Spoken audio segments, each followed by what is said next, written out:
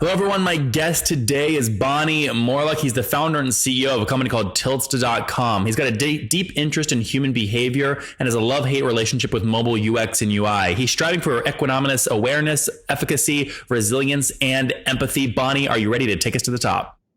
Absolutely. Good morning, everybody. Good morning. All right, tell us about Tiltsta. What do you guys do and how do you make money?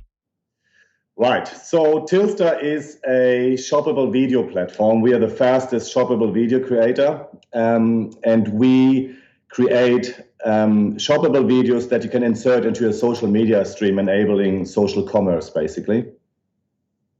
And walk me through pricing model. How do you make money?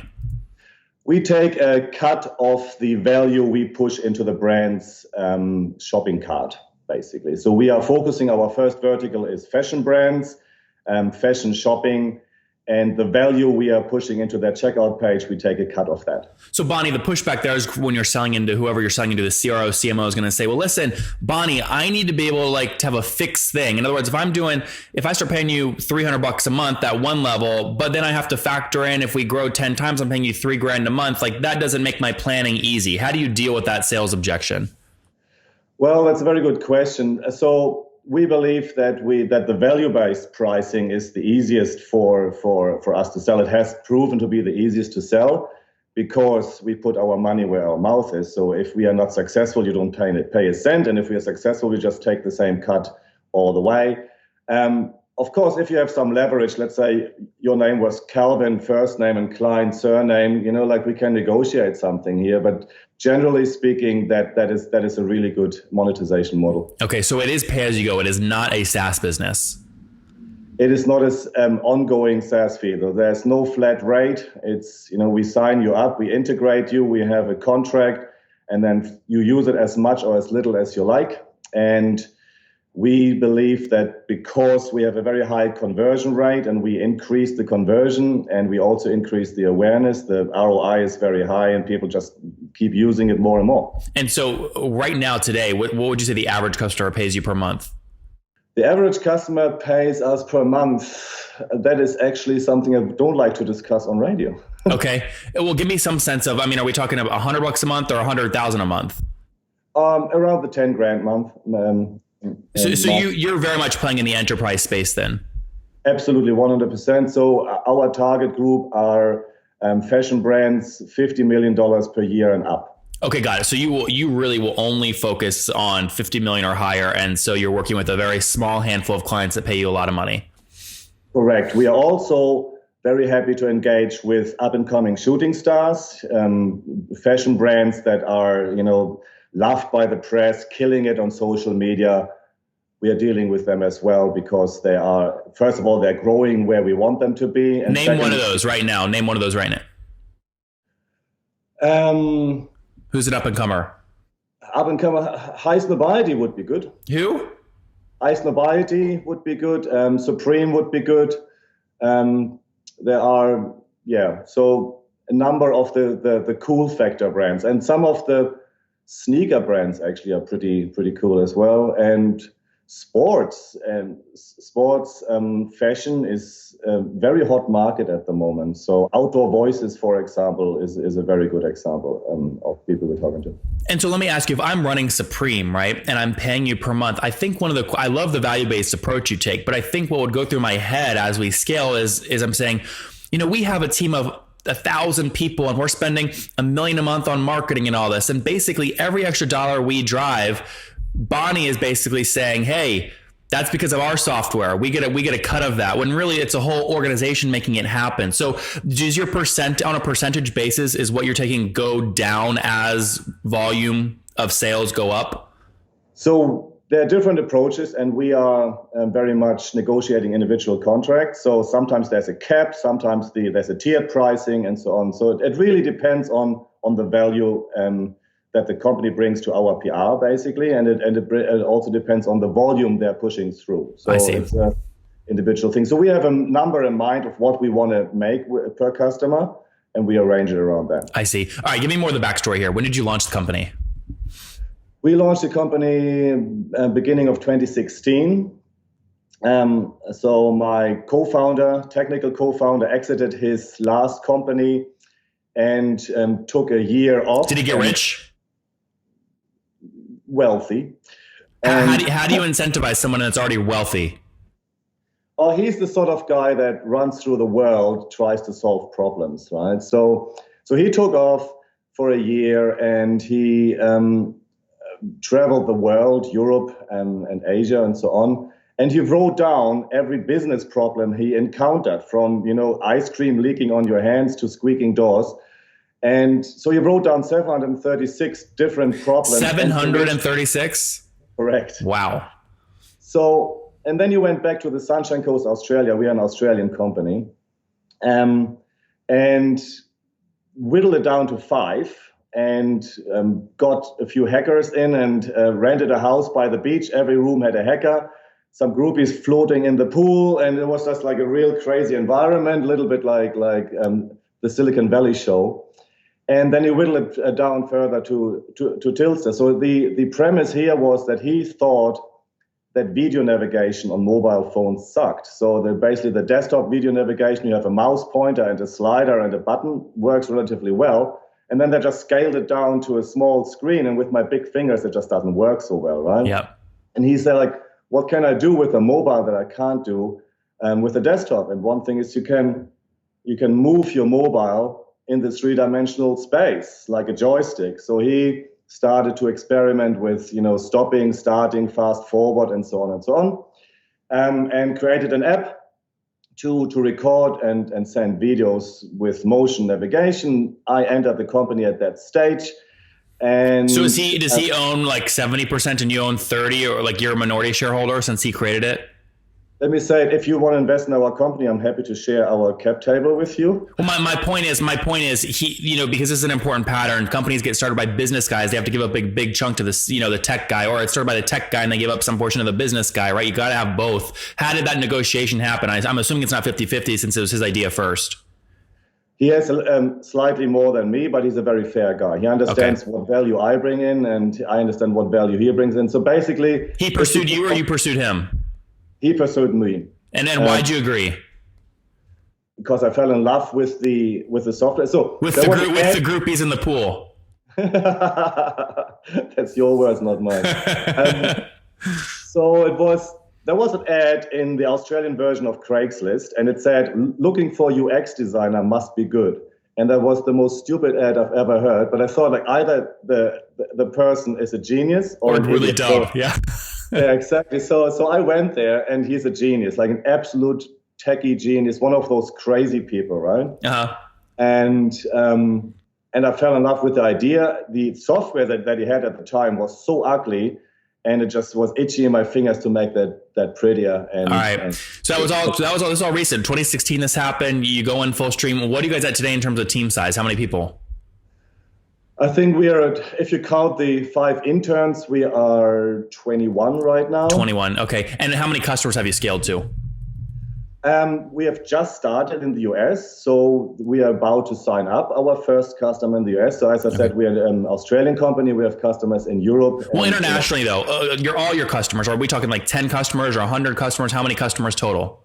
Around 10. Around 10, great. Which makes sense. Again, it's a high price, a high margin product. So 10 customers. And where are most of these customers coming from? How are you landing them? Is it your relationships or his or what? So cold calling enterprise customers is a very frustrating game. So we are very much into networking partnerships. Also, we selected very strategic investment with investors that have partnerships and that have warm intros. How much have you raised to date? Big one? How much total have you raised to date?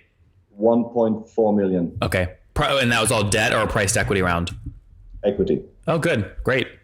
So we had some convertible notes initially, 2016. So Publicis Group, the advertising network, invested in us back then. We won in a startup competition back in 2016. Like out of 3,500 startups, we won gold, and they flew us to Paris and put us on stage and thing. And then they invested 100,000 euros in a convertible note. That was nice. On the back of that, we went to the US, to San Francisco, where the Australian government has a landing pad, they call it, for startups.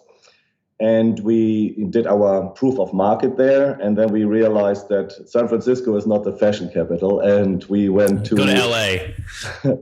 LA would have been good, but in the end, we decided New York, because New York is, I know it's a personal choice as well. I love New York. It's a really cool city.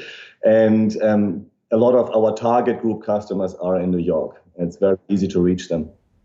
Now, talk to me a little bit here about churn. I imagine you guys probably have no churn at this point, or maybe you have some. Well, what does churn look like?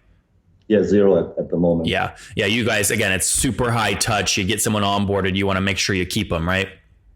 So we have account managers, and first of all, we are very fresh in the market. We are mobile born. We are into an area that is very, very new. We are the only motion controlled shoppable solution out there. And just to be clear what you mean by that, if I go to calvinklein.com on my phone, I'm hypothetically they're a customer of yours, right? I'm making that up. But if I go on my phone, you're saying I can look at a model and kind of move my phone and see how the clothes actually circle the model? No. So what we do is basically... Yeah, show us. We can see. Hold your phone up. Yeah. Let's just say you are in Facebook. Let's just say I'm female. I'm 25 years old. My name is Tyler. And that's a real stretch here, but yeah, we'll go with it here. and I bought a ticket for Burning Man, and I follow some fashion brands on Instagram, right? Yep. So here's one that is festival gear. Probably can't see it, but there's an ad in Facebook or Instagram or Snapchat, and a little instruction comes up. It says, tilt your phone when you like something. Okay, yep. And then you see a video playing, you get engaged. When you see something you like, you just add it to the shopping cart by tilting your phone. Interesting. And it will basically tell you what clothes that model was wearing that you liked or whatever. The whole look is in the shopping cart. Then you throw out the stuff you don't like, just like you use the shopping cart now. People don't have a high buying intent at first place. They just dump it there and then sort it later, right? Yep. And then we check out on the brand's checkout page, basically. Yep. That makes sense. We don't do the transaction. Are you guys cash flow positive yet or no? No. Is that a priority? No. Okay, yeah. That's fine. And the team of 21, is it all between Australia and New York? Yes. So we decided to keep our tech team in Australia because the Australian government gives us 45 cents in the dollar back for R&D. And high-class, world-class programmers are about half price to the US, and they don't get headhunted by Google every Thursday. Yeah. So it makes sense. There's some communication overheads, of course. The time zones are horrific, but we make it work, and it works really well. And then last thing here before we wrap up with the famous 5, 10 customers. You said earlier they pay, call it 10 grand a month, something like that. It's fair to say you guys have broken 100 grand a month in revenue, or no, you're close to it? We're getting there. What were you? Give me a sense of growth. A year ago today, what were you doing? A year ago, July 2017, we were just going to New York and doing our first customer discovery. I mean, in terms of revenue. In terms of revenue, 0. You didn't have any customers at all, even internationally, a year ago? Yeah, we had customers, but a lot of those were testing, validation customers. So our revenue was actually more learning. We are a lean startup. We very much believe into product market fit before scaling. So, and that was our value. So when do you think you will hit 100 grand a month in revenue? You think it'll be this year or next year, or? That will be next year, mid next year. Okay, mid next year, good. So you guys are very much still kind of in the early phases. Do you have anywhere? You have some revenue at this point. Yeah, very good. All right, let's wrap up here, Bonny, with the famous 5. Number 1, what's your favorite business book? My favorite business book? I do not have a favorite business book. Well, what was the last business book that you read? I do not read business books. What was the last book? Actually, okay. Eric Ries, The Lean Startup, if you would call that a business book. All right. That is our Bible for everything we do. Number 2, is there a CEO you're following or studying right now? Gary V pops up in my feed a lot. Number 3, what is your favorite online tool for building your business? My favorite online tool for building my business, I would say HubSpot is very helpful. Number 4, how many hours of sleep do you get every night? A minimum of 7. Okay, that's pretty good. And what's your situation? Married, single, do you have kids? All of the above. Okay, so married, how many kiddos? 2 sons, 17 and 22. 2. Okay, good. And how old are you? Me, I'm 52. All right, Bonnie, last question. What do you wish your 20-year-old self knew? That it doesn't really matter what other people think. Guys, it doesn't matter what others think. He was doing his own thing and then was approached by a guy via a Craigslist ad. And he said, you know what? This tilted video thing is smart. This guy's a genius. Launched in 2016. Again, it's kind of video you can tilt when you like things. Think of it almost like a social shot, a social network like shopping cart where you like these things, you add to your cart and then you go back later, pick what you want to keep, remove what you don't want, and then check out. They work with fashion brands with larger than 50 million bucks in annual sales. They have 10 customers right now, less than 100 grand in revenue. They have raised about 1.4 million bucks. Again, just turned on revenue about a year ago. 0% churn at this point because they're too early, but they're a team of 21 based between New York City and Australia, where they get 45 cents back on every dollar they pay developers. Bonnie, thank you for taking us to the top. Thanks for having us.